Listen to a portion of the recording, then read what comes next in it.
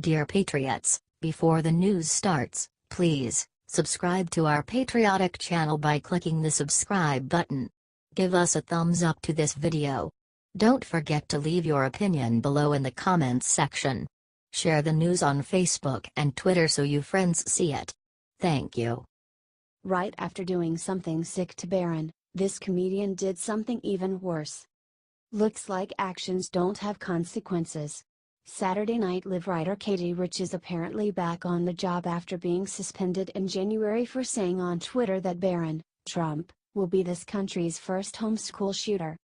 Rich was initially indefinitely suspended for her insensitive tweet, but she had writing credits for Thursday night's Weekend Update, Summer Edition.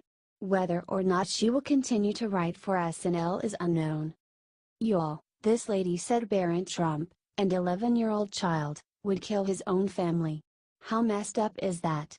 But I guess when you're a liberal in media, you'll always have a job." HT Fox News.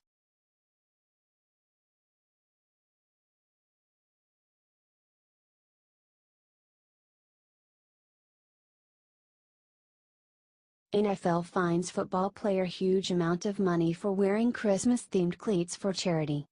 The NFL has refused to do anything about all the football players kneeling for the national anthem and disrespecting our troops. However, they are totally fine with punishing a player for wearing Christmas-themed cleats. After wearing the cleats, he got a fine in the mail for $6,079. But he decided to turn a bad thing into a good thing. "'Tis the season. I'll start the @GoFund later, stay tuned lol," he tweeted, showing off the fine. He called the NFL the Grinch who stole Christmas and decided to raise money with GoFundMe.com to give to charity. "Yeah, they were worth it," said New Orleans Saints running back Alvin Kamara in an interview with ESPN. "I told everybody what I was gonna do after the game. I'm gonna make a GoFundMe. I'm gonna find like a charity. Maybe something that gets shoes for underprivileged kids, or maybe something like a little league team out here that needs some cleats, and donate the rest of the money to a team or something like that. I mean, the Grinch stole Christmas," he said. And he did just that. Here is the description on his GoFundMe page. "Unfortunately, the Grinch stole Christmas. After the game I said that I would make a GoFundMe for the fine and donate the proceeds to charity, so here we are. A donation will be made to Willie Hall Playground's recreational department to provide cleats for their youth football programs," he wrote. He has already raised the money he was looking for.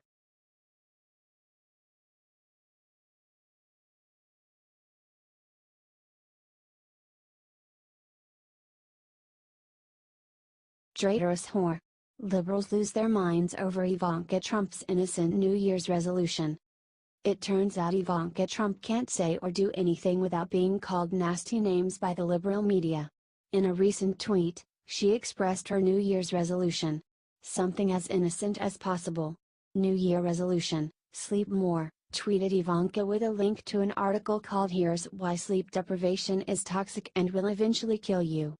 Here are just a few of the angry responses that Ivanka received for saying this. "OMG, read the f***ing room, you entitled privileged nepotism employee of the White House with no government experience, spoiled rich BTCH. My kid's life might be effed cause of your predator dad, might lose his therapy treatment, but it's cool y'all Ivanka is sleeping on it," wrote one user. "It's important to take a break from passively accumulating wealth you had no hand in creating," wrote another. "You can sleep all you want in prison, you traitorous whore," wrote another. "It all seems a bit excessive, don't you think?" Here is a section of the article that these people are getting so angry over. "Doctors are in agreement on the precise level of sleep needed. At least 7 hours is necessary per night. Not 5 or 6 hours because you think you can handle it. That may be okay in the short term, but short-sighted thinking will kill you eventually. Sleep deprivation compounds, so every night counts. None of us are immune, no matter how busy or important you are. So the next time you start thinking about how to better yourself, improve productivity, or stay ahead of the herd, lose the bravado and just go to bed." Could you imagine being so full of rage that something like this would make you call a woman a whore?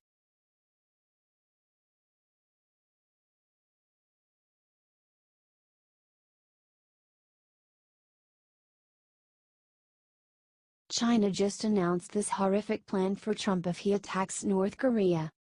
Did China just threaten us? It looks as if, yes, they did.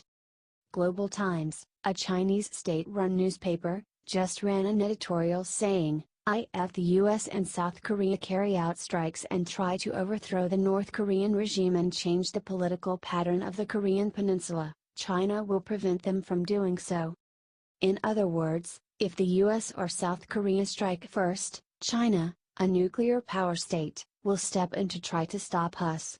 The editorial also stated that, should North Korea strike the United States first, China should remain neutral. In other words, if Korea strikes first, the US is free to take them out with no retribution from China? Sounds like a flaky friend we have in China. We note, the Global Times does not represent the official Chinese government position, but it is a popular newspaper in China. The tensions are rising, but both Trump and General Mattis still prefer a diplomatic resolution. General Mattis has said that a war with North Korea would be catastrophic, but that we are ready if North Korea commits a hostile act, such as a strike on the U.S. territory of Guam. TCNBC.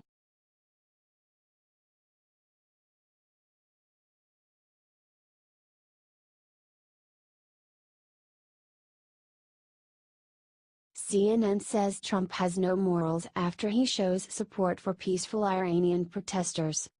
Peaceful citizens in Iran are protesting their government's bad economy and high inflation. People are angry that their government is focusing more on outrage over Israel than their own citizens. U.S. strongly condemns arrest of peaceful protesters in #Iran, urges all nations to publicly support Iranian people. As POTUS said, longest suffering victims of Iran's leaders are Iran's own people, State Department spokesperson Heather Nauert. We are following reports of multiple peaceful protests by Iranian citizens in cities across the country.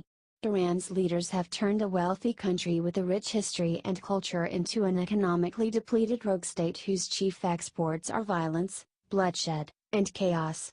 As President Trump has said, the longest suffering victims of Iran's leaders are Iran's own people, wrote the State Department. CNN responded by taking the side of Iran's corrupt government in order to insult President Trump. This coming out from the Iranian Foreign Ministry, not only talking about the fact that they view the government of President Trump as the greatest bearer of ill will towards Iran, but going on to say that, the people of Iran give no value or credibility to such opportunistic expressions by the government or the person, Mr. Trump. American officials, through their conduct, have not turned a place from which they can express masked sentiments as sympathies, for the aware of the people of Iran, said CNN correspondent Arwa Damon.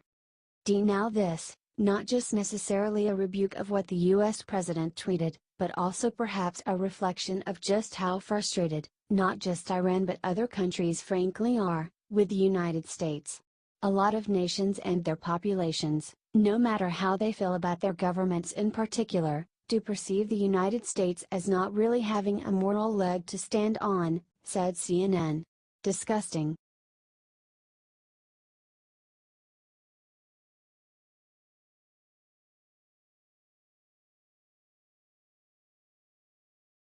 CNN solves mystery of who was in white truck that prevented them from spying on Trump. It's actually shocking.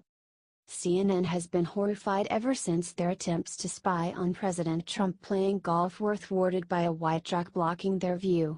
CNN immediately came up with a conspiracy theory that the Secret Service was driving the truck in order to stop CNN from seeing him golfing. The Secret Service is in the business of protection and investigations, not in commissioning vehicles to block the media's view of the president's golf swing, the Secret Service responded. However, CNN did not give up. After days of research and investigations, CNN finally figured it out. CNN found the truck belonged to the Palm Beach Sheriff's Office. White box truck of same type and similar look seen parked at PBSO department parking lot. It remained there today. Spokes for PBSO Terry Barbera reiterated to CNN the truck maneuver was not authorized by management of the detail of the sheriff's office, tweeted CNN's Noah Gray. What's shocking isn't who was in the truck, What's shocking is how much effort they went into figuring this out. CNN had mentioned the white truck 23 times. As one Twitter user put it, 23, the number of times over the past day that CNN has mentioned the white box truck that obscured view of Trump golfing. 0, for comparison, the number of times CNN has mentioned that Politico report on Obama admin's quashing of Hezbollah investigation.